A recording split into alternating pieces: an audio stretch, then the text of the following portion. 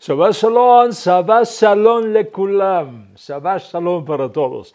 Llegamos esta semana al inicio del último libro de nuestra Sagrada Torá, el quinto libro de Moshe Rabbeinu, Sefer Devarim, conocido en Occidente como Deuteronomio. Deuteronomio proviene de la traducción al griego que hicieron 70 sabios judíos unos 3 siglos antes del nacimiento de Yeshua. Los sabios judíos se dieron cuenta que este libro de Moisés repetía y sintetizaba muchas de las cosas que habían sido dichas previamente a los hijos de Israel. Ellos conocían que el título en hebreo de este quinto libro de Moisés es Mishnah Devarim, repetición de la ley. O sea, como un breviario, una recapitulación de la ley dada por medio de Moisés a los hijos de Israel, y con la mira de acercarse a lo más posible a esas ideas. Los sabios, los judíos en Alejandría utilizaron 2 palabras griegas para verter lo mejor posible el concepto hebreo de Mishnah Devarim. Y esas 2 palabras griegas fueron deuteros, que significa segundo, y nomos, que significa ley. De ahí Deuteronomium, literalmente segunda ley. Del griego Deuteronomium se transliteró al castellano como Deuteronomio, creando así una idea bastante cercana, pero nada que ver con segunda ley. Sin embargo, con todo el buen intento, Deuteronomio no encapsula completamente el concepto, porque no se trata de una segunda ley, sino de una revisión, de una síntesis, de una recopilación, una repetición de la misma ley recibida mediante Moisés a través de esos años, 40 años que él pasó en el desierto con los hijos de Israel. Ciertamente fue lo mejor que ellos pudieron hacer en su traducción al griego, y así fue preservada en la Septuaginta. Así que cuando escuches Deuteronomio en castellano, no lo identifiques con segunda ley, sino más bien procurando decir recapitulación de la ley, Mishnah Devarim, repetición de los principios, los mandamientos, los preceptos dados a Israel. Una vez que tienes claro este concepto de Devarim como Mishnah Devarim, repetición de las instrucciones, entonces vas a tener una idea correcta del nombre y naturaleza de este quinto libro de Moshe Rabbeinu. Bendito es el Eterno. Bendito es el Eterno que nos ha sostenido con vida hasta llegar al estudio de este último libro de nuestra Sagrada Torá. Bendito es el Eterno que nos ha dado el mandamiento de estudiar Torá. Bendito es el Eterno, Noten HaTorá, dador de la Torá. Mis amigos, quiero dedicar la parashá de ese Shabbat al heroico pueblo cubano de donde yo provengo, como ustedes saben. Y a todos ustedes que han conocido de esta noticia, saben cómo sigue sufriendo el pueblo cubano después de más de 60 años de opresión.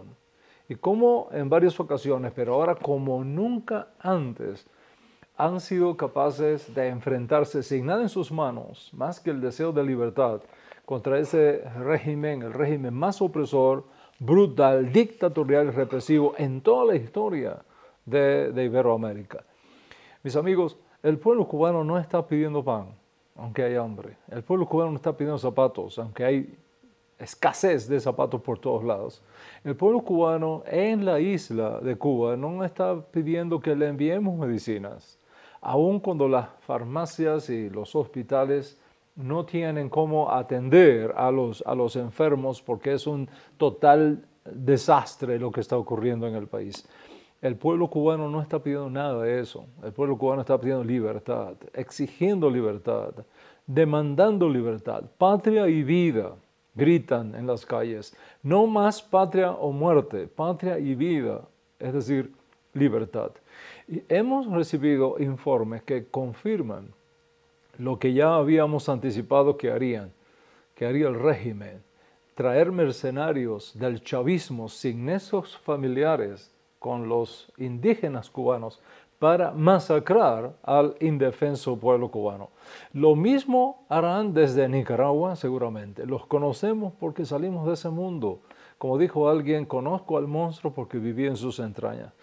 Por supuesto, tal vez alguno de ustedes considere que no es apropiado hablar de estas cosas en Shabbat y que esta plataforma debería dedicarse solamente a temas de Torah. Para los que así piensan, quiero recordarles que en el judaísmo hay un concepto muy importante, que por cierto es el ADN de este canal. Este concepto es Pikuach Nefesh. Pikuach Nefesh. ¿Qué cosa es Pikuach Nefesh? Es el principio por el cual afirmamos que salvar una vida humana es más importante que cualquier otra mitzvot de la Torah. Salvar una vida humana es más importante que cualquier otro mandamiento de la Torah. De hecho, dicen nuestros sabios que el que salva una vida humana salva al mundo. Pikuach Nefesh significa que la vida humana es sagrada, que la vida humana pertenece exclusivamente a Dios Altísimo y, por tanto, hacer cualquier cosa que haya que hacer por salvar la vida humana, aunque sea un esfuerzo mínimo, será siempre un deber de cada Yehudí, un deber de cada justo de las naciones, incluyendo poner a un lado el Shabbat por un tiempo si hay que salvar y proteger una vida humana. Precisamente basado en ese principio de Pikuach Nefesh fue que Yeshua sanaba en Shabbat. ¿Por qué? Dijo el Ribi, el Shabbat no fue hecho para el hombre. Es decir, el Shabbat fue hecho para el hombre. Fíjense en esas palabras de Yeshua. El Shabbat fue hecho para el hombre, no el hombre hecho para el Shabbat.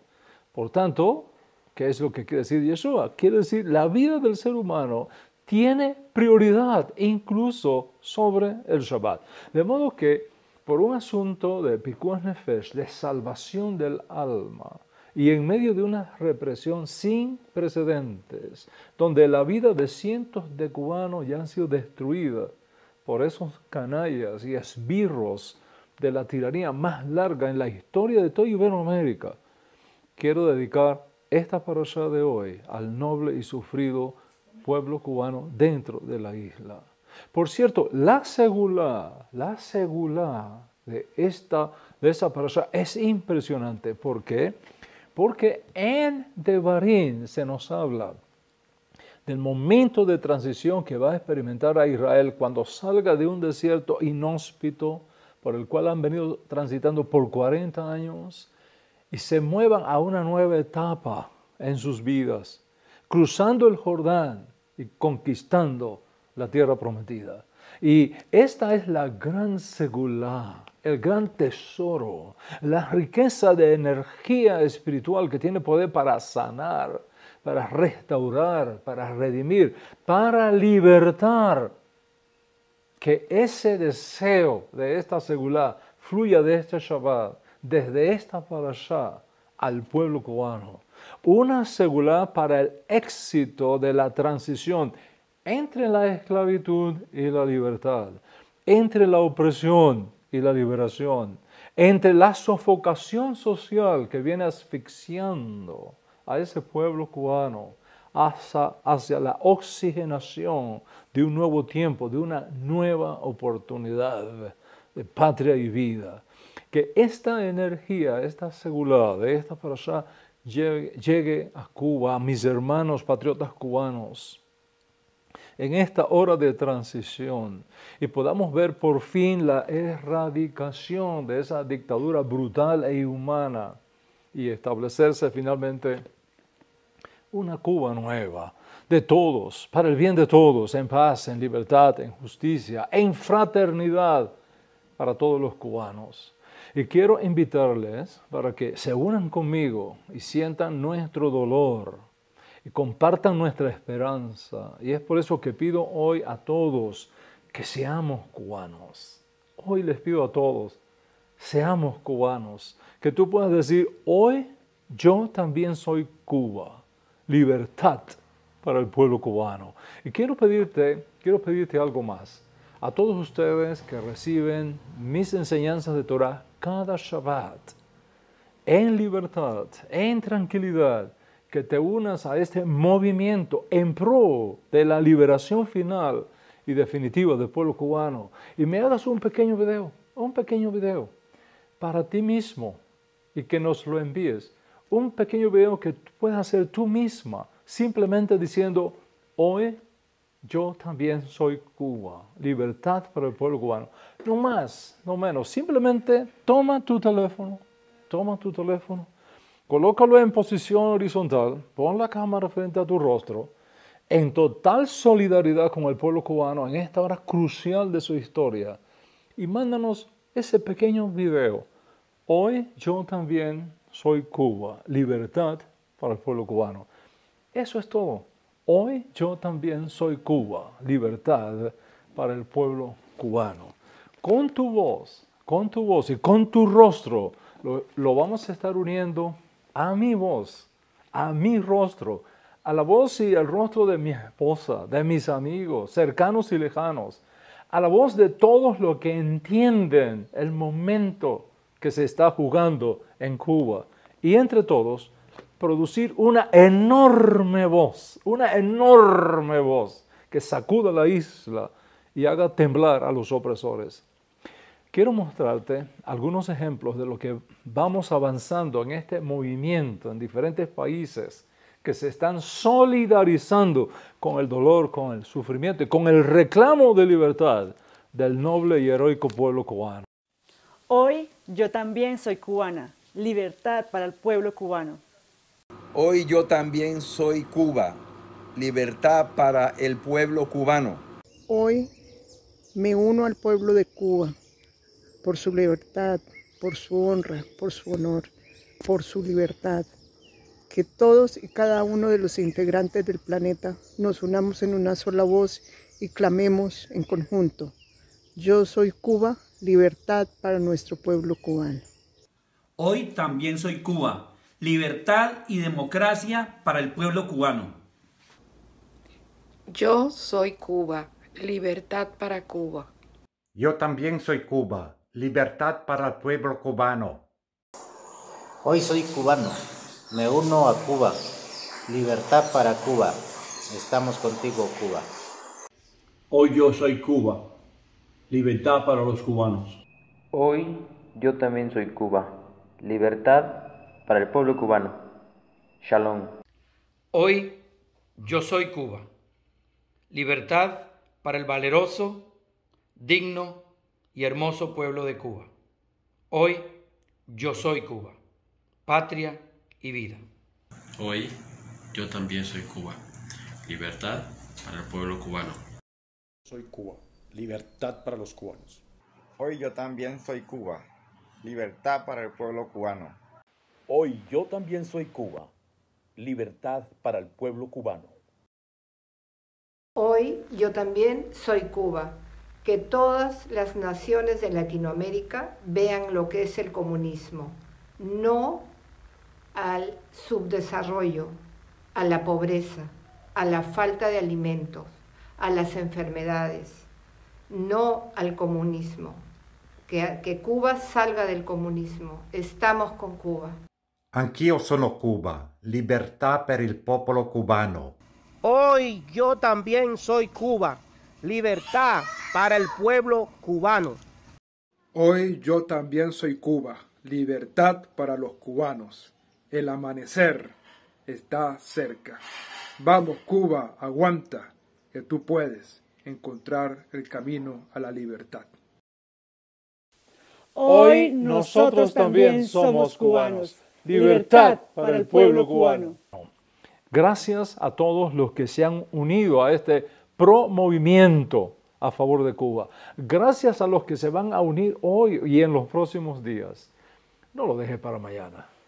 Envíanos hoy mismo, al concluir esta clase, tu video diciendo, hoy yo también soy Cuba.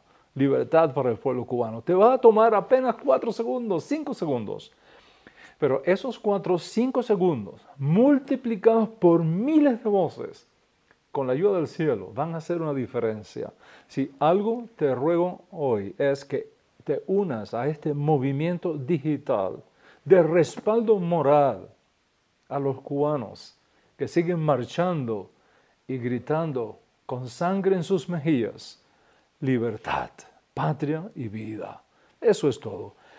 Entendemos y acordamos que al enviárnoslo, nos das permiso para publicarlo y hacerlo llegar a las Naciones Unidas, a la Organización de Estados Americanos, a la Unión Europea, a personalidades del mundo libre. Todo ayuda en este momento.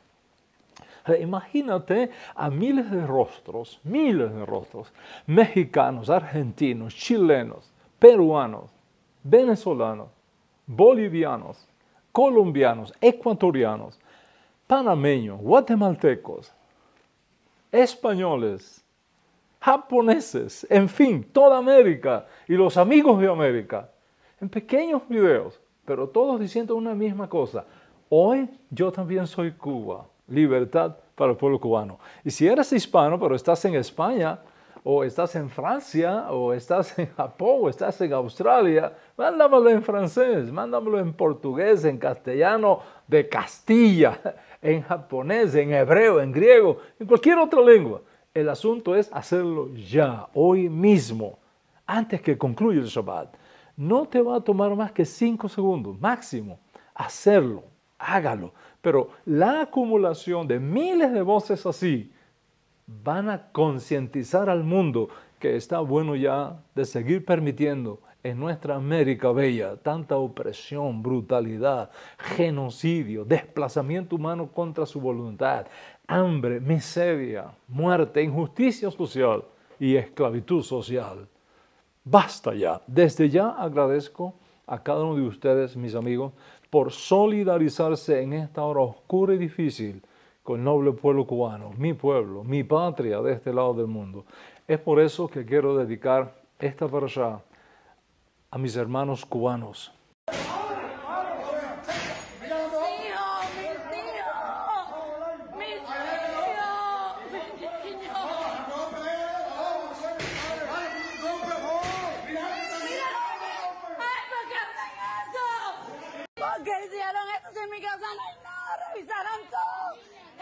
No hay nada, mira lo que le han hecho a mi marido, mira, se lo llevaron todos los boinas rojos, acabaron con mi casa, mira, acabaron todo, me rompieron la puerta, todo me lo rompieron. Cuñado, le dieron un tiro a mi marido que adentro, se metieron por aquí, le cayeron a tiro, después de tenerlo en el piso lleno de tiros, mira, tiene sangre, le cayeron a piña, lo montaron como si fuera un cuerpo dentro de un camión, más de 100 personas, y se lo llevaron.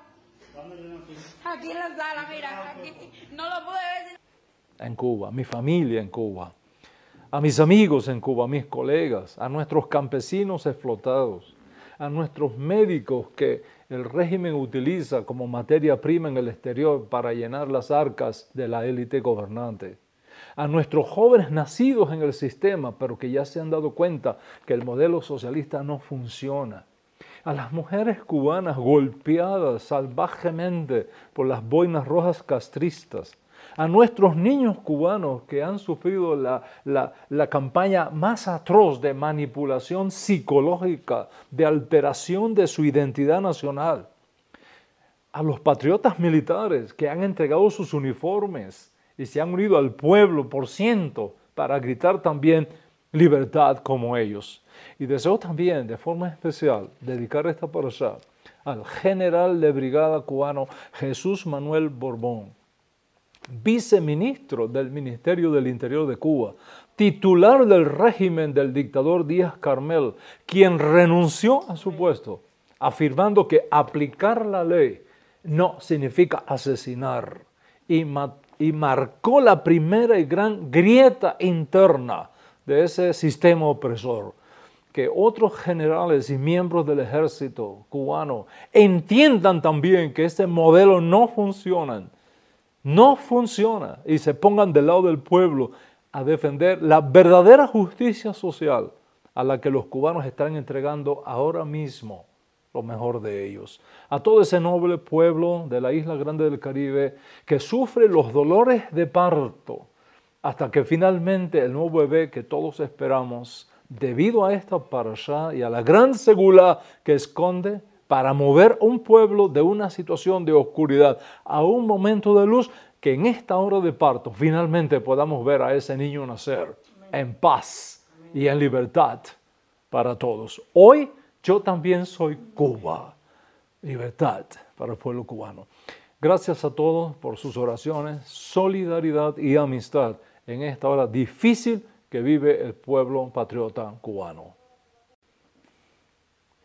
Por supuesto, Venezuela y Nicaragua sufren también. Pero mis amigos, si Cuba se libera, el chavismo y el orteguismo en estas dos naciones hermanas tienen los días contados. Cuba es el cáncer. Cuba es el cáncer. Venezuela y Nicaragua son sus extensiones, su metástasis. Cortando el tumor que alimenta el resto, lo demás se va a sanar solo.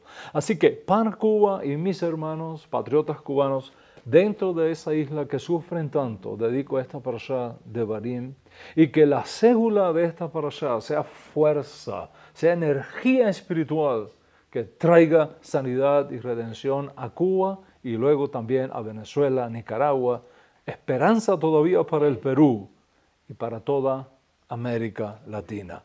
Oh Dios de Yeshua, haz que la segula que brota de esta parashá se convierta en un tiempo de misericordia y compasión del cielo para nuestra grande y bella América que tanto amamos. Gracias, mis amigos. Muchísimas gracias. Bueno, como ha sido anunciado en las redes sociales, mi tema hoy es Devarim y el anticristo. Devarim y el anticristo, el antimesías. Devarim y el anticristo. ¿Qué relación, podría preguntarse alguno, qué relación puede existir entre Devarim y el anticristo, el antimesías, falso mesías, conocido en el mundo occidental? Este va a ser el davar, el asunto que vamos a tocar en la mesa en el día de hoy. Así que vamos a ir por parte. Devarim toma su nombre del primer pasuk de nuestra parashá, donde está escrito, Devarim capítulo 1, verso 1. Ele adevarim asher dibe Moshe el kol Israel. Eso es lo que dice. Ele adevarim. Estas son las palabras que habló Moisés a todo Israel de este lado del Jordán, en el desierto, en la Arabá, frente al Mar Rojo, entre Parán y Tofel, Alabá. Si ponemos cuidado, si nosotros ponemos cuidado al texto hebreo con el cual comienza nuestra parashá, veremos que establece una enorme diferencia entre los primeros 4 libros de Moisés y este último que comenzamos a estudiar hoy. La diferencia viene por el hecho de que en los primeros 4 libros, especialmente en Shemot, en Vayikra, en Bamidbar, este último que concluimos la semana pasada, Hashem, Baruch Hu Shemo, es el que habla al pueblo de Israel por medio de Moisés. En los libros previos nosotros estamos acostumbrados a la forma Vaidaber Adonai el Moshe, y le habló el Eterno a Moisés. Hashem le habla primero a Moisés y luego Moisés transmite al pueblo las palabras de Hashem. Pero este no es el caso en el 5º libro de Moshe Rabbeinu, cuya lectura hoy iniciamos. Aquí no es el Eterno hablando a Israel por medio de Moisés, sino Moisés mismo, de su propio corazón, hablándole al pueblo de Israel. Observa que el texto dice, Ele adevarim asher diber Moshe el kol Israel. Estas son las palabras que Moisés, no Hashem, Moisés habló a todo Israel. Entonces, ¿qué es lo que tenemos en todo el libro de Devarim? Un repaso de lo que Moisés consideró más importante y trascendental para el pueblo y que ellos debían tener en cuenta ahora que pasarían el Jordán, entrarían en la tierra prometida para conquistarla y establecerla como el hogar nacional para todas las tribus de Israel.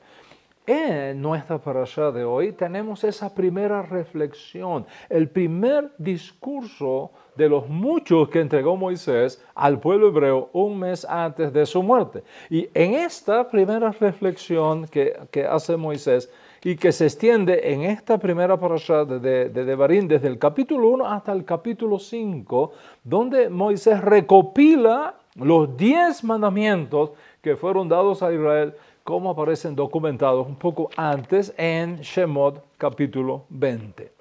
Esa recapitulación, ese repaso era necesario en sus días porque los hijos de Israel hasta ese momento vivían nómadamente, no tenían un lugar fijo. Esta primera reflexión que hace Moisés se extiende por toda la primera parashá del libro de Devarim, desde el capítulo 1 hasta el capítulo 5, que por cierto es aquí donde Moisés recapitula, repasa los 10 mandamientos, que es el fundamento de toda la Torá, los 10 mandamientos que fueron dados mucho antes, 40 años antes, según registra el libro de Shemot. Esta recapitulación, ese repaso era necesario porque hasta ese día los hijos de Israel vivían nómadamente. No tenían un lugar fijo, se movían de una latitud a otra, de una jornada a otra, de un punto a otro. Sin embargo, en breve iban a cruzar el Jordán. Redimirían la tierra prometida, se asentarían en ella, dejando atrás la vida ambulante e inestable de muchas jornadas por el desierto y desarrollando ahora una vida sedentaria, plantados, asentados permanentemente en la tierra. Por tanto, Israel está en un momento de cambio radical, de turning point en su historia como nación. Un cambio de estado, vive en un momento de transición. Y Moisés, como gran estadista que era, prepara al pueblo para ese cambio que viene, pasando de un estado a otro, de una condición a otra. O sea, ¿cómo va a aplicar la ley ahora en las nuevas condiciones? ¿Cómo se van a guardar los mandamientos y las instrucciones divinas una vez que se establezcan en la tierra y dejen atrás los endebles tabernáculos, las simples, sencillas tiendas de campaña en el desierto y las reemplacen por viviendas permanentes y sólidas en la tierra prometida? De esto tratan estos discursos. Y en estos primeros 5 capítulos de Devarim que contienen nuestra primera parashá, como un padre habla privadamente a sus hijos, Moisés explica a los hijos de Israel lo que significó Egipto, lo que significó la intervención divina para redimirlos de Egipto. En otras palabras, Moisés se asegura que los hijos de Israel tengan una historia que contar a sus hijos, a sus nietos, a los bisnietos, a las nuevas generaciones que vendrían después. Mis amigos, un pueblo sin historia que contar es como un árbol sin raíces. Lo que da identidad a un pueblo es su historia. Es por eso que tenemos que enseñar historia a nuestros niños. Ellos tienen que saber de dónde vienen para que sepan quiénes son. Observa que los que quieren destruir la identidad nacional de un pueblo, lo primero que procuran es cambiarles la historia, romper los símbolos de esa historia, echar abajo las estatuas de sus héroes nacionales, añadir nuevos símbolos extraños a esa historia para procurar desestabilizar la identidad de los pueblos. Moisés conocía eso y como gran estadista que fue en estos discursos, él repasa las leyes, recrea la historia de dónde viene Israel, qué pasó allá atrás, cómo fue que lograron salir de esa terrible esclavitud, quién fue realmente el héroe del Éxodo y cómo deberán siempre recordar que Dios Altísimo los sacó de Egipto, los preservó en el desierto y los estaba llevando ahora a la tierra que juró a los padres de la nación que les daría. Y también pone énfasis, por supuesto, y recapitula los errores que se cometieron en el proceso. Las advertencias sagradas que debían servir como luces amarillas para evitar esos errores en la nueva etapa que venía para el pueblo al cruzar el Jordán hacia la tierra prometida. Y es por ello que vamos a encontrar en Mishnah Devarim, en esta parashá, en estos discursos de Moshe Rabbeinu, palabras de reflexión, pero también palabras de amonestación, palabras de reflexión histórica, pero también de reprensión profética. Y está claro que al recordar los errores del pasado, al recordar los errores del pasado, la idea es tenerlos presentes. ¿Para qué? Para no volverlos a cometer en el futuro. Se ha dicho, y con cierta razón, que el hombre es el único miembro del reino animal que mete el pie en el mismo hueco 2 veces. En otras palabras, debemos aprender de los errores más que de los aciertos. Y les voy a compartir un dato curioso de nuestra Torá. Según la tradición llegada de nuestros sabios talmúdicos, cada vez, escucha esto, es interesante, cada vez que en el Tanaj, en la Biblia hebrea, se menciona la palabra Devarim o sus derivados, como Dabar, Dibre, Daber, etc., inmediatamente sigue luego una tojaja, una reprensión, para llamar la atención del pueblo a que algo se hizo mal y que requiere hacerse bien, que requiere ser corregido. Y es precisamente sobre este asunto tan importante que deseo centrar la clase de la Torá para este Shabbat, pues por no entender bien esto, graves cosas han sucedido en el mundo. Observa el dato de los sabios. Cada vez que en el Tanaj se menciona la palabra Devarim o sus derivados, inmediatamente sigue luego una tojaja, una reprensión, para llamar al pueblo a que entienda que algo no se hizo bien y requiere corrección. Porque Moisés amonestara severamente a los hijos de Israel, no lo podemos condenar de antisemita. Ojo, no lo podemos condenar de antisemita, porque los profetas que vinieron después reprocharan en los términos más enérgicos a Israel por sus malas acciones. No significa que son libros antisemitas. ¿Por qué? Porque el propósito de la tojaja, el propósito de las reprensiones no es destruir a Israel. El propósito de las reprensiones es despertar a Israel de sus malos caminos y empujarlos hacia el camino correcto. El antisemitismo es reprender para destruir. El antisemitismo es encontrar un error para condenar. El antisemitismo es encontrarle un pelo a la sopa para no pagar por ella. El antisemitismo es ver dónde Israel falló para echarlo por tierra si fuese posible y arruinarlo, derrocarlo, desmantelarlo tanto como sea posible. Antisemitismo es condenar para derrumbar, para demonizar a Israel, para tratar de borrarlo del mapa. Eso es antisemitismo. Nada que ver, absolutamente nada que ver con las amonestaciones y reprimendas que encontramos en los escritos de Moisés y en los escritos de los profetas contra Israel, cuyo objetivo es despertar el alma dormida, para que vea lo grave de sus acciones, el peligro de sus pecados, y eso facilite la teshuvá, facilite la corrección, facilite el arrepentimiento, facilite la vuelta a Dios Altísimo con la mira de sanar esas malas acciones y darse vuelta de esos caminos torcidos. Así que, según los sabios talmudistas, cada vez que aparece en el texto sagrado de Devarim o sus derivaciones, vienen reprimendas para corregir, no para destruir. ¿Sabes qué? Lo mismo sucede en el Código Real. Esta colección de escritos maravillosos conocidos incorrectamente en Occidente como Nuevo Testamento. El cuarto Masoreta, por ejemplo, ¿verdad? El cuarto Masoreta, Yohanan, menciona la palabra Dabar, ¿verdad? La palabra Devarim. El mismo nombre que el quinto libro de Moshe Rabbeinu.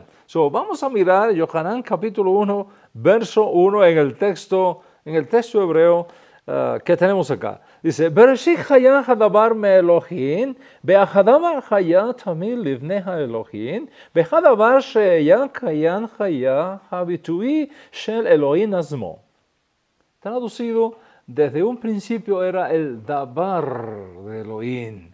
Y ese dabar estaba siempre ante Elohim. Y el dabar que ya existía, shel Elohim azmo, era la expresión misma, era la semejanza misma de Elohim. Observa que el texto de Yohanan 1:1 menciona 3 veces el término dabar. El término dabar.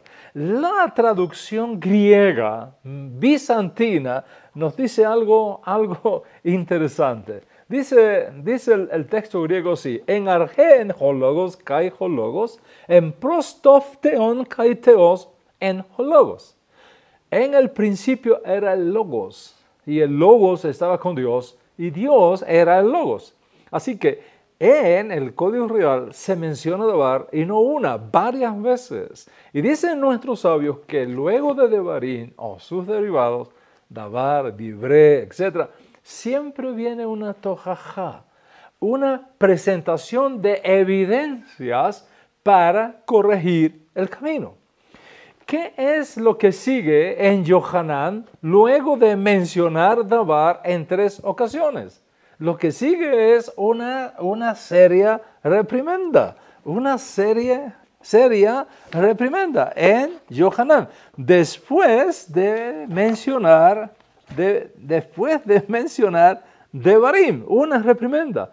Dice el versículo 11, a los de su mismo oficio vino, pero sus mismos colegas no le recibieron. Mas a todos los de su oficio que le recibieron, a los que le aceptaron como Mashiach, les concedió el honor de ser llamados jueces de Elohim, Bene Elohim. De paso, hay que decir que dabar en hebreo, traducido logos al griego, significa primariamente asunto, idea que tú tienes en tu cabeza. Por supuesto, también significa palabra, lenguaje, lo que sale de tu boca racionalmente, audiblemente, mecánicamente, en forma de pensamientos o en forma de instrucciones. O sea, dabar como ideas que tú tienes en tu cabeza o tu plan personal, tus sueños personales, expresa eso que una persona tiene en su mente, eso que una persona tiene en su corazón para hacer. Por ejemplo, tu sueño es reunir dinero para luego edificar una casa de cierto estilo, de cierto tamaño, de cierto tipo de distribución en cierto tipo de lugar. Sueñas con eso, trabajas con eso, te mueves con eso, miras, luchas por eso. Esa es tu idea, ese es tu asunto, ese es tu sueño que está contigo todo el tiempo. Ese es tu sueño que está contigo todo el tiempo. El dabar hebreo fue traducido al griego como logos, que en el pensamiento griego tiene más o menos el mismo significado. El dabar hebreo fue traducido al griego como logos, que en el pensamiento griego tiene más o menos el mismo significado. Maimonides, en su gran obra Guía de los Perplejos, nos dice que logos fue conocido por los antiguos griegos en 3 acepciones. Vamos a escuchar a Maimonides otra vez desde el siglo XII, después del nacimiento de Yeshua. El término logos es considerado por los antiguos sabios de los pueblos civilizados como un homónimo que tiene 3 acepciones. En primer lugar, designa la facultad por la que se distingue al hombre, por la que concibe las ideas racionales, adquiere las artes y reconoce el bien y el mal. En segundo lugar, este término indica las ideas racionales mismas, concebidas por el pensamiento humano. Se le llama lenguaje interno. Y en tercer lugar, este término designa la expresión verbal cuya esencia es el proceso psicológico del pensamiento. Se llama esto lenguaje externo. Pero está claro que esta primera asignación del logos como facultad que distingue al hombre no aplica en el caso de Yohanan 1.1. Tampoco la tercera expresión verbal o lenguaje externo. La segunda asignación que menciona Maimónides aquí como ideas racionales concebidas en el pensamiento humano encaja muy bien con lo que está más cerca del término hebreo davar, o sea, lo que tú tienes en tu pensamiento, tus ideas racionales, tus sueños, que el davar de Elohim era la expresión misma de Elohim, significa que no había contradicción entre lo que Hashem tenía en su mente y lo que hizo después. En otras palabras, lo que Dios hacía que sucediera más tarde era exactamente lo que él tenía en su mente. Estar frente a eso que Dios Altísimo causó que ocurriera, era como estar frente al pensamiento de Dios mismo. Era como estar delante de Hashem mismo, frente a su pensamiento, sin contradicción alguna. Cuando Dios creó los cielos y la tierra, la creación que surgió como resultado de su decisión de crearlas, era exactamente lo que él tenía en su mente. Una expresión exacta de sus pensamientos racionales, si podemos usar ese antropomorfismo. En otras palabras, ver la creación cuando salió la primera vez de los labios del Creador, se ha hecho, era ver su mismo davar, su mismo pensamiento. Nada le salió mal. Todo fue hecho según el designio divino.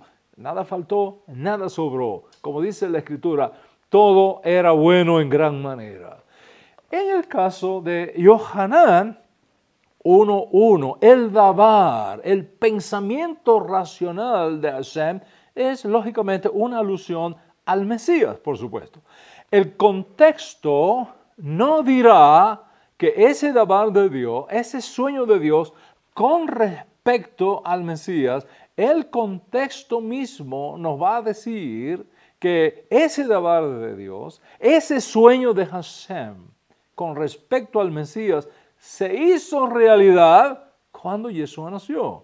Voy a repetir ese pensamiento. El contexto de Yohanan 1:1, lo que sigue después de Yohanan 1:1, nos dice que ese sueño de Hashem con respecto al Mesías se hizo realidad cuando Yeshua nació. En otras palabras, el nacimiento de Yeshua no fue la encarnación de una persona que preexistía coigual a Dios. Porque es imposible que dos personas sean coiguales y al mismo tiempo sean Dios. Porque por definición Dios significa que todo lo llena en todo. Y si Dios con ese estilo que hacía el ladino de nuestros ancestros en España, porque algunos me han preguntado, rabino, ¿por qué usted dice Dios y no Dios? Dios, sin ese, era la manera como los judíos sefaríes hablaban el ladino para mantener el singular de Dios. Entonces, y si Dios, por definición, todo lo llena en todo, no puede coexistir otro igual que también todo lo llena en todo, porque habría una contradicción de términos. Es por eso que está escrito en nuestros libros, en Yeshayahu, capítulo 40, versículos 6 al 8. Yeshayahu, capítulo 40, versículos 6 al 8. Voy a leerles para ustedes. Así dice el Señor, el Rey de Israel y su Redentor, el Señor de los ejércitos. Yo soy el primero y yo soy el último, y fuera de mí no hay Dios, no hay Elohim. ¿Y quién como yo, que lo proclame y lo declare? Sí, que en orden lo relate ante mí. No tembléis ni temáis. No os lo he hecho oír y lo he anunciado desde hace tiempo. Vosotros sois mis testigos. ¿Hay otro Elohim fuera de mí? ¿No hay otra roca? No conozco a ninguno. Dice la pregunta, ¿qué se hacen aquí? ¿Hay otro Elohim fuera de mí? ¿Hay otra roca aparte de mí? Hashem dice, no conozco a ninguno. Observa lo que dice el texto hebreo. Ani Rishon be Ani Acharon. Ani Rishon ve'ani Aharon. Yo soy el primero, yo soy el último. En otras palabras, no hay ningún otro en el medio. Yo soy el primero, yo soy el último. Yo soy la Aleph, yo soy la Tav, desde el principio hasta el final. Y observa que al concluir el texto dice, ven en Surbal Yadaeti. Ven en Surbal Yadaeti. No conozco a ninguno. Del verbo Yadá, conocer íntimamente. Dice, no conozco a ninguno.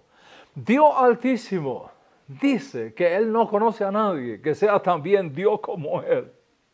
Y reta a Israel que si hay alguno que sea realmente coigual o coeterno con Él, que se lo presenten. Preséntamelo. Pues yo no conozco a ninguno.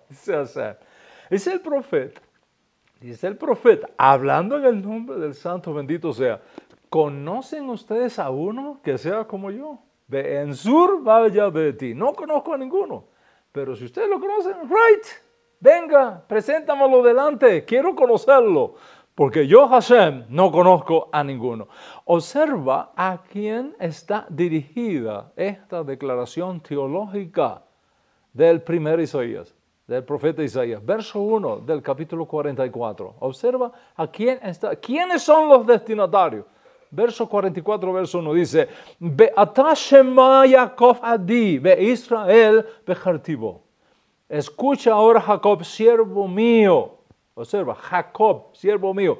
Israel, a quien yo he escogido. Entonces, ¿quiénes son los destinatarios? Jacob, Israel, el nombre que el ángel le dio a Jacob. Es la misma cosa. Jacob, Israel. Dice la Escritura que Dios Altísimo le dice a Israel, Be'atan Edai, Ben Ata Edai. Edai viene de Ed, que en hebreo significa un príncipe, un testigo. Uno que da solemne testimonio de algo. En otras palabras, como si fuese usando una terminología moderna, ¿no? Como si fuese una grabadora que guarda fielmente la voz y el testimonio registrado en ella. Les voy a contar algo. Hablando de Cuba, cuando estuve preso en Cuba, acusado de diversionismo ideológico por el gobierno usurpador de la isla grande del Caribe. Diversionismo ideológico es una palabra que ellos inventan, es simplemente por oponerme a ese sistema comunista. Me tocó en la misma barraca, debajo de la litera donde yo dormía, un joven de formación teológica conocida como Testigo de Jehová. Nos hicimos grandes amigos, y nos cuidábamos y nos protegíamos el uno al otro del caos que había allí en aquella barraca. Un día, hablando del tema que está en la mesa hoy, le pregunté que de dónde venía el nombre de su organización. Y me citó precisamente Isaías 44. Cuando terminó su exposición le dije, ¿y cómo me explicas que en el contexto afirma que estas palabras son dirigidas a Jacob? Estas palabras son dirigidas a Israel. Lo que el texto dice es que según Dios, Israel, el pueblo hebreo, son los testigos del Eterno para grabar estas cosas, para enseñar estas cosas, para dar solemne testimonio del estricto monoteísmo bíblico. Entonces le dije, si la Escritura afirma que Israel es, y usé su misma expresión, si la Escritura afirma que Israel es testigo de Jehová, ¿cómo piensas tú, que no eres judío, que tú seas testigo de Jehová quitándole a Israel ese título? ¿Cómo me explicas eso? Recuerdo su respuesta, me parece que lo estoy escuchando. Una respuesta muy interesante. Él me dijo, como los judíos rechazaron a Cristo, perdieron el estatus de pueblo escogido y ahora nosotros somos los verdaderos testigos de Jehová. Como aquí ustedes ven, hay mucho que arreglar y mucho que enseñar. Tengo grandes amigos que son testigos de Jehová. No tiene nada que ver con la amistad, no tiene nada que ver con estas cosas. Tiene que ver con el principio de la verdad.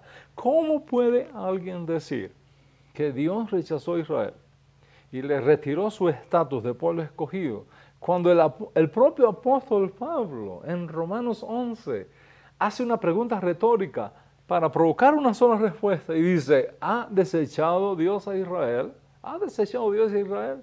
Y el apóstol Pablo responde, en ninguna manera. Dios no ha rechazado a Israel. Entonces, mis amigos, si el Nuevo Testamento afirma que Dios no ha rechazado a Israel y que Israel es el testigo del Eterno para preservar el monoteísmo bíblico y así enseñarlo a las naciones, ¿cómo puede alguien creer que Israel sí ha sido desechado y reemplazado por otro pueblo? Eso es lo que en teología occidental se conoce como teología de la sustitución. ¿Cómo puede alguien decir que Dios Altísimo rechazó a Israel y le retiró su estatus de pueblo escogido?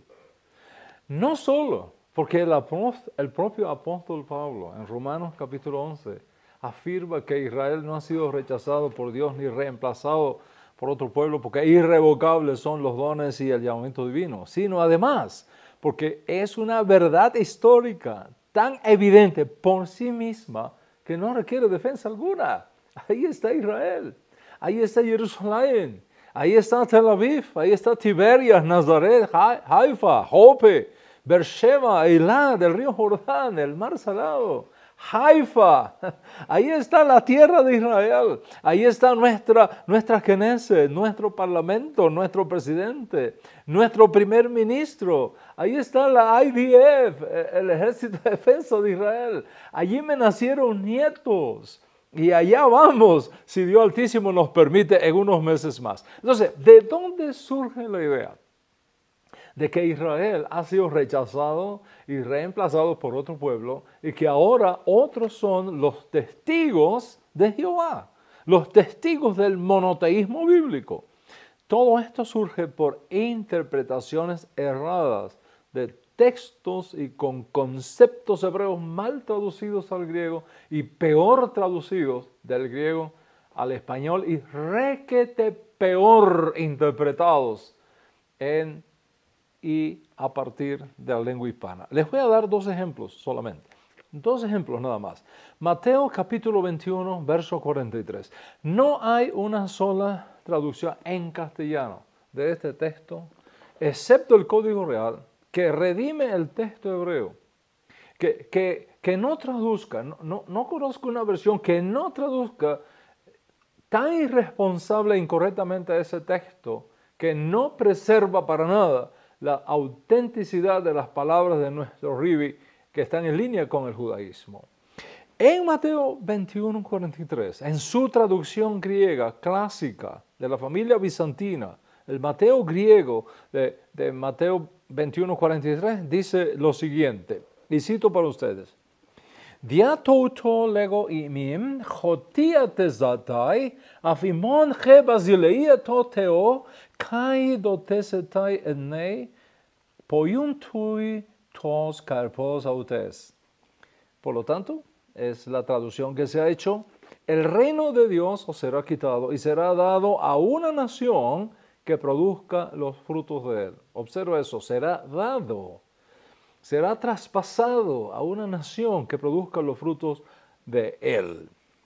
Observa lo que se destaca ahí en el texto griego, que es la palabra clave en la traducción griega, etnei. Etnei es relacionado con etnia, con pueblo, con nación, con gente. Y según la traducción griega de Mateo y según la traducción al castellano del texto griego, lo que Jesús está diciendo aquí es que efectivamente el reino será quitado de Israel y será dado a otra etnia, a otro pueblo, a otra nación. Lógicamente, con una traducción así, cualquiera que lea eso y dice, definitivamente el propio Jesús está diciendo aquí que el reino ha sido quitado de los judíos y dado a otra nación que produzca los frutos de él. ¿Quién es esa otra nación que ha reemplazado a Israel y que sí sirve de testigo de Dios? La iglesia, dicen algunos, los testigos de Jehová, dicen otros. Toda esta conclusión es parte de un gravísimo error de traducción, porque el texto hebreo no dice eso, ni el judaísmo ha enseñado eso alguna vez. Veamos el texto hebreo del Mateo griego. el texto hebreo del Mateo griego, Mateo 21:43, en el texto hebreo. Dice así, Mateo 21:43, dice, Al ken ani omer lachem, בגאולה הסופית בכינון מלכות השם יקרא לכם, עוד יינתן לדור אחר שיהיה זה פרי. Observa lo que dice. Por tanto os digo, la redención final y el establecimiento del Malchut Hashem os serán quitados y dados a otra generación. Yinaten ledor, a otra generación que producirá sus frutos. Una cosa es decir, dados a otro pueblo, y otra cosa es decir, a otra generación. ¿Qué es lo que quiere decir Jesús aquí? Si una generación de judíos es digna, entonces el Mashiach ben David será revelado a esa generación. De lo contrario, el honor será pasado a otra generación de judíos que sea digna. Observa, pasada a otra generación de judíos. Dor, generación, no etnia, no a otro pueblo, no a otra nación diferente a Israel. Porque la promesa dada a David de que uno de sus descendientes se sentaría en su trono para siempre es una promesa incondicional, permanente en el tiempo, irreemplazable. Dar el honor del establecimiento del reino mesiánico a otra generación está en línea con el pensamiento judío que ha enseñado siempre que si una generación de judíos es digna, el Mashiach ben David será revelado a ella. Si no es digna, el honor será pasado a otra generación de judíos que sea digna de recibir a Mashiach ben David. En otras palabras, el HaMashiach preexiste, pero como escondido en cada generación. Por tanto, en cada generación podría haber un candidato al Mashiach. Si esa generación es digna, entonces Mashiach ben David será revelada a ella. Si no es digna, se pasará a otra generación de judíos que sea digna de recibir a Mashiach ben David. Recuerda que este concepto viene en línea con las palabras de Yeshua. Estamos hablando del secreto mesiánico, del Mashiach Nistar, del Mesías escondido, que se va a revelar solamente si su generación lo merece. De lo contrario, el honor será pasado a otra generación de entre los hijos de Israel. Y es dentro de ese contexto que Yeshua dijo, Al ken ani omer lachem, בגאולה הסופית בכינון מלכות השם, יקרא לכם עוד יינתן לדור אחר שיהיה זה פרי. Por tanto os digo, la redención final y el establecimiento del Malchut Hashem serán quitados y dados a otra generación, no a otro pueblo, a otra generación, no a otra nación, a otra generación de judíos que produzcan sus frutos. Mis amigos, en el judaísmo de los días de Yeshua, hasta nuestros propios días, las diferentes escuelas rabínicas pensaban que su rabí podía ser su potencial Mesías, que se podría revelar al pueblo si era merecedor de ese honor. Una vez revelado ese rabino como el Mesías, ya no habría que esperar a otro. Su rabino era el Mesías, Baruch Hashem, punto. Es en ese concepto amplio que da el entorno a las palabras de Yeshua en el primer siglo, que Yeshua dijo, pero vosotros no os dejéis que os llamen rabí, porque uno es vuestro rabí y todos son hermanos. En otras palabras, el haberle conocido a él como Mesías eliminaba toda posibilidad de que otro candidato fuera ya el Mesías. Por tanto, no den a otros después de mí nunca más el título de Mashiach Nistar, el Mesías escondido, el potencial Mesías, porque ya ustedes, al tenerme a mí, tienen al único y auténtico Mesías de Israel. Y por cuanto, por razones que solamente la sabiduría divina conoce y podría revelarnos, el establishment de Israel desconoció a Yeshua, ignoró sus reclamos mesiánicos porque les estorbaba a sus intereses partidistas y a sus enormes ganancias materiales que recibían en concordato con Roma. Yeshua no se reveló como Mashiach ben David. El honor fue pasado a otra generación que sea digna de eso. Y por lo tanto, dijo Yeshua, no me van a ver más mi rostro. No tendrán el honor de ver más mi rostro hasta que digáis, Baruch haba Beshem Adonai, bendito el que viene en el nombre del Señor. Retomando la pregunta entonces, ¿de dónde surge la idea de que Israel ha sido rechazado y reemplazado por otro pueblo y que ahora son otros los testigos de Jehová, los testigos de Hashem, los testigos del monoteísmo bíblico? Todo esto surge por interpretaciones erradas de textos y de conceptos hebreos mal traducidos al griego, peor traducidos del griego al español, muchísimo peor interpretados por crear doctrinas a partir de traducciones y no del original, del griego de Mateo 21:43, que ha vendido al mundo la falsa enseñanza de que Yeshua rechazó a Israel y transfirió la promesa del reino a otro pueblo, a otra nación. Haz ve shalom, lo aleno. Ese es el primer texto. Les voy a dar un segundo texto. Por cierto, uno de los que estuvieron conmigo en la clase pasada de Shabbat seguramente recordarán. Me refiero a Mateo capítulo 11, verso 13. Mateo capítulo 11, verso 13. Vamos a mirar este interesantísimo texto del Código Real, del Nuevo Testamento. Primero les voy a presentar el texto griego de Mateo 11, 13. Mateo griego, ¿verdad? Mateo griego, en 11:13 dice así: Panter gar oi profetai koi honomos eos Joanu el profeteusan. En otras palabras, la ley y los profetas, eran solo hasta Juan. O, como dicen algunas versiones, la ley y los profetas solo hasta Juan profetizaron. Observa bien, el texto de Mateo griego, hasta Juan, la ley y los profetas, hasta Juan profetizaron.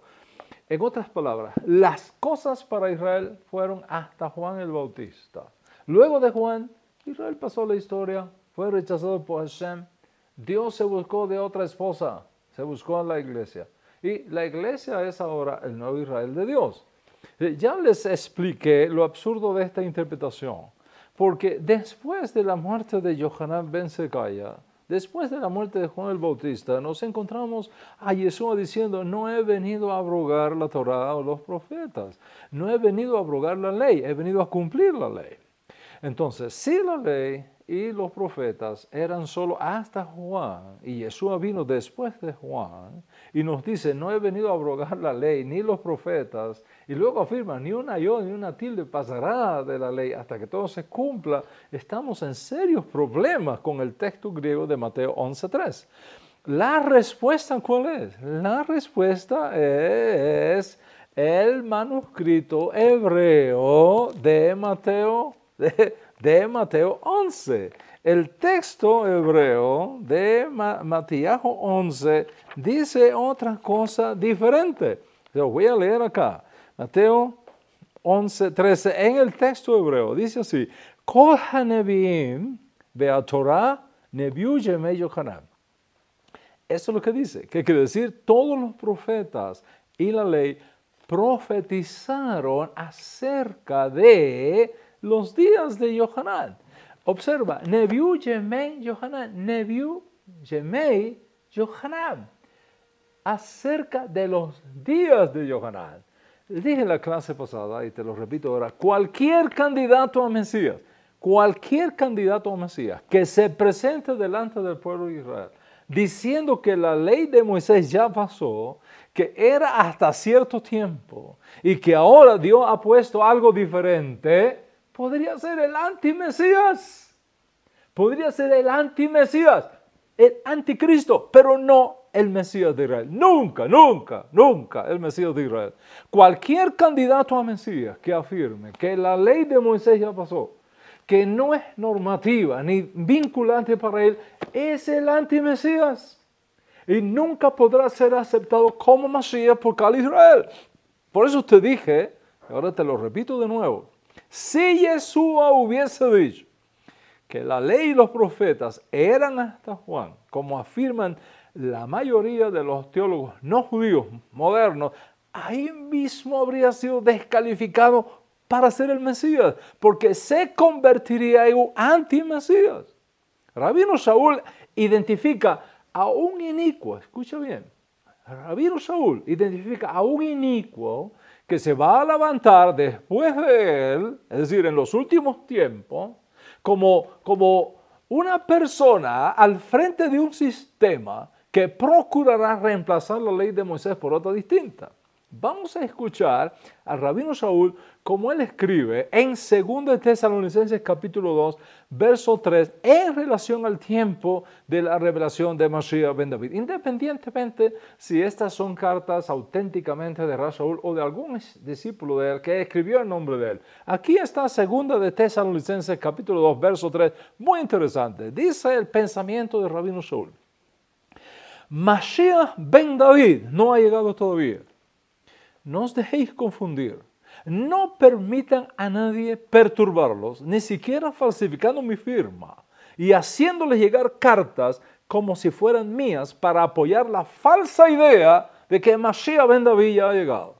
Entonces viene este famoso texto de 2 de Tesalonicenses 2:3, donde está escrito, dice, nadie os engañe en ninguna manera. Porque no vendrá, Mashiach ben David, está hablando de Mashiach ben David, nadie os engañe de ninguna manera, porque no vendrá sin que antes venga la apostasía y se manifieste el varón inicuo, el hombre inicuo, el hijo de perdición.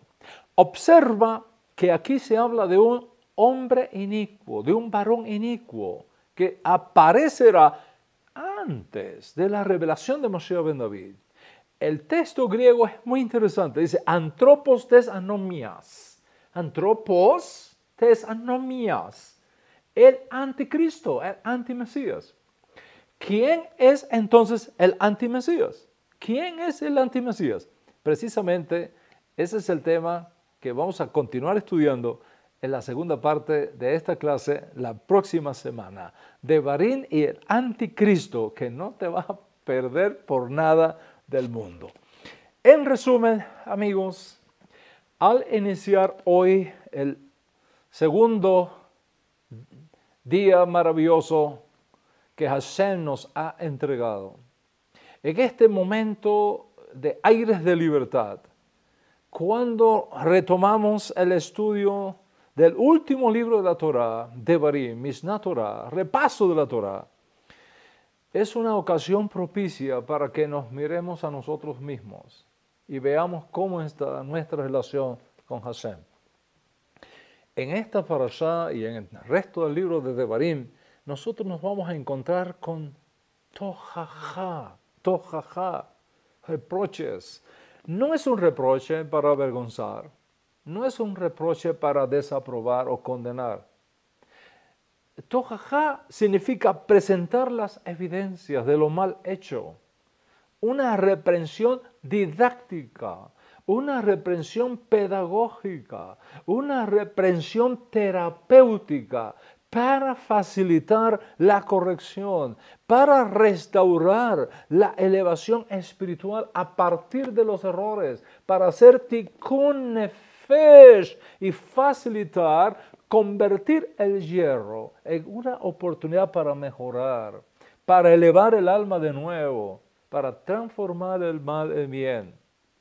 Moisés hizo su mayor esfuerzo su mayor esfuerzo para acercar al pueblo hebreo a la más elevada y posible perfección ética y moral, mediante la conexión con Dios Altísimo por medio de la santificación de las misvot, de los mandamientos. Violar los mandamientos del Eterno, del cual somos responsables, nos desconecta de Hashem. Violar los mandamientos del Eterno, del cual somos responsables, crea una grieta en la relación con Hashem. Nos separa del Creador.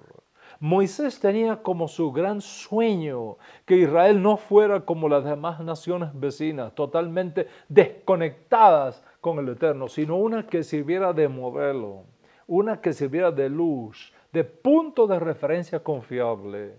Moisés sabía que Israel no había sido redimido de Egipto simplemente para vivir en tranquilidad, en prosperidad.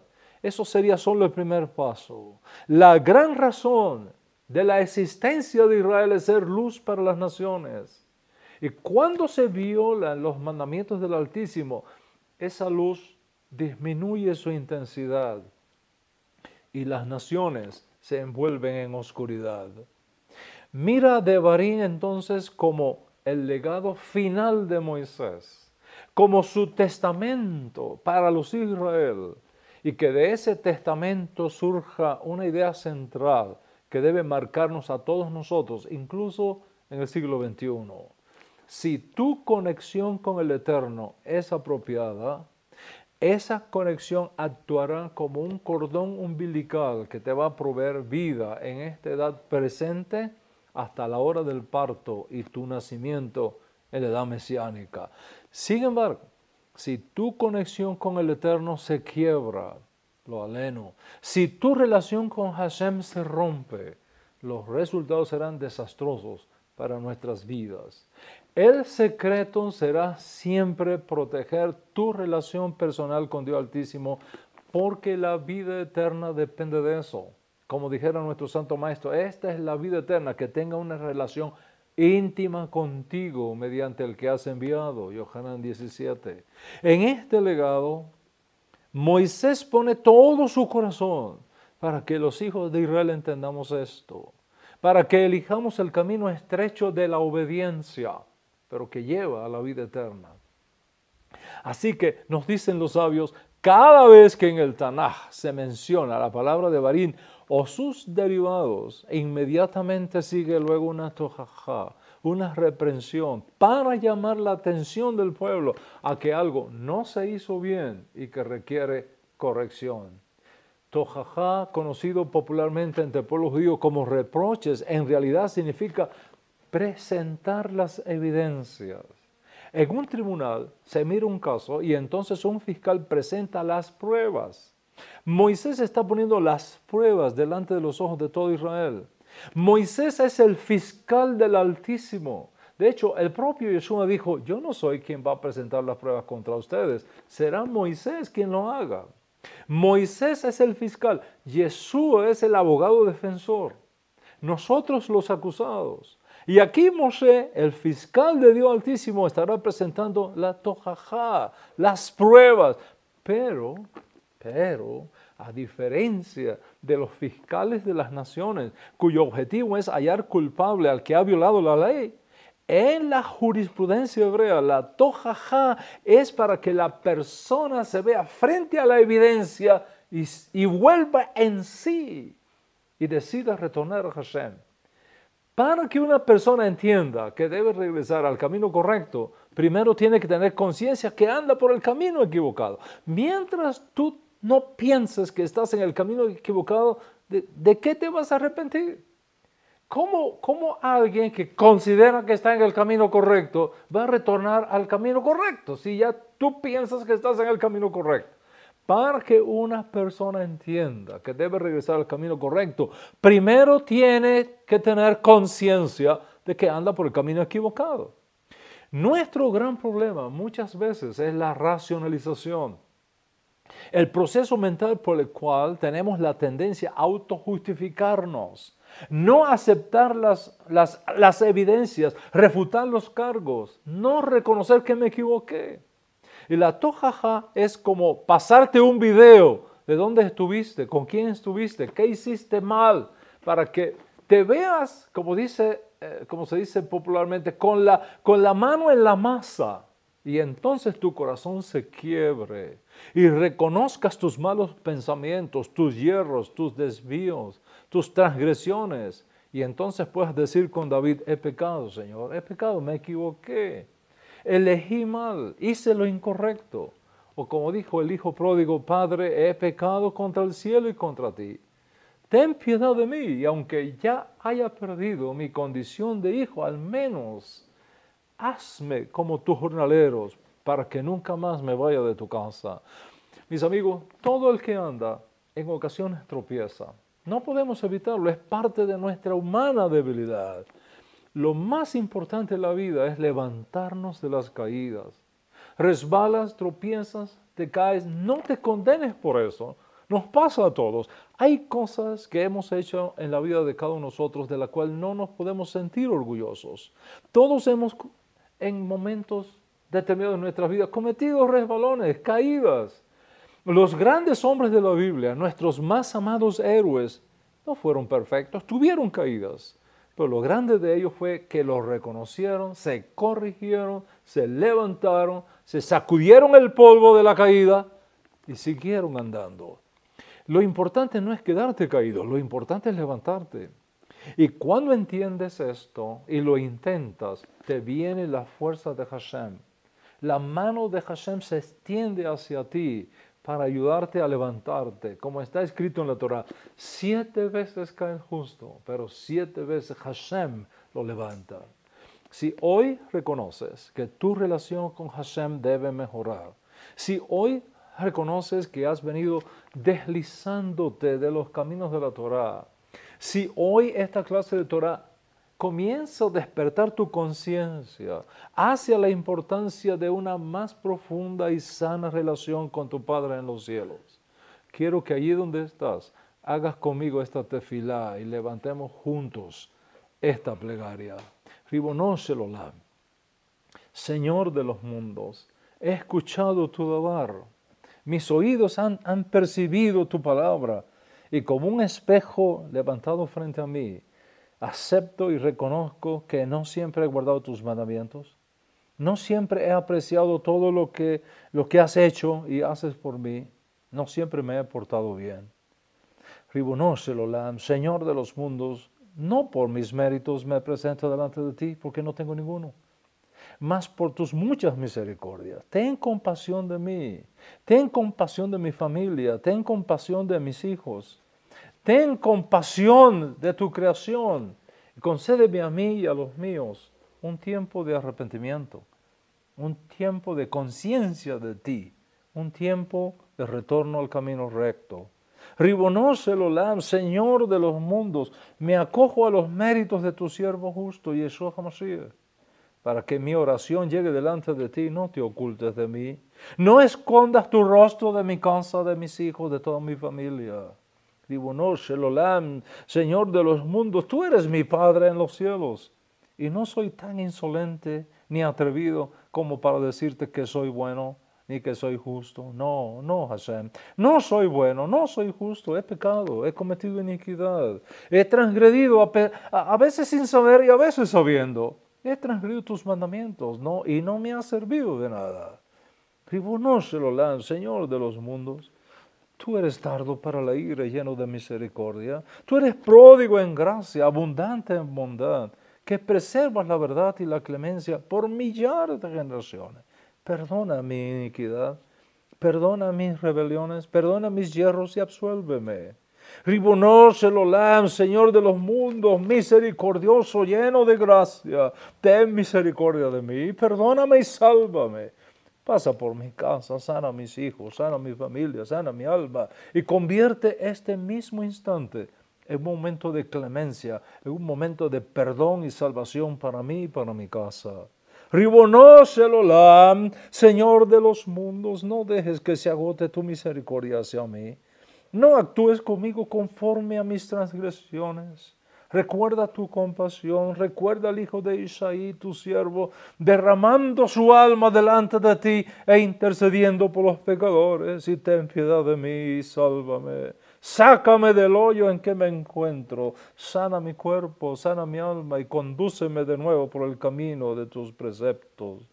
Ribono Shel Olam, Señor de los mundos, escúchame, muéstrame en este día una señal para bien, porque no levanto esta plegaria delante de ti confiando en mis justicias, sino en tus muchas misericordias. Escúchame, oh Señor, sáname, sálvame y devuélveme el gozo de la vida, la alegría de servirte, el alborozo de estar en paz contigo.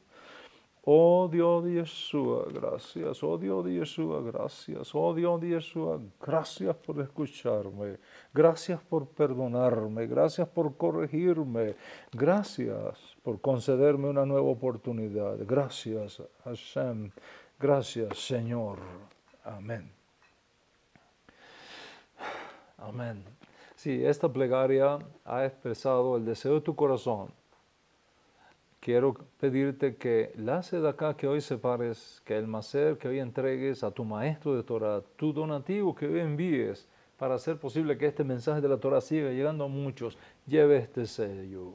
Señor, esta sedacá, este maser, esta donación que hoy envío, expresa el sentir de gratitud de mi corazón por el perdón de mis pecados, por la certeza de la vida eterna que me has dado. Amén. Y que la segulá de esta parashá, la gracia, la energía de esta parashá, alcance al pueblo cubano que sigue luchando por su libertad, mientras escucha a la distancia tu voz diciendo, hoy yo también soy Cuba.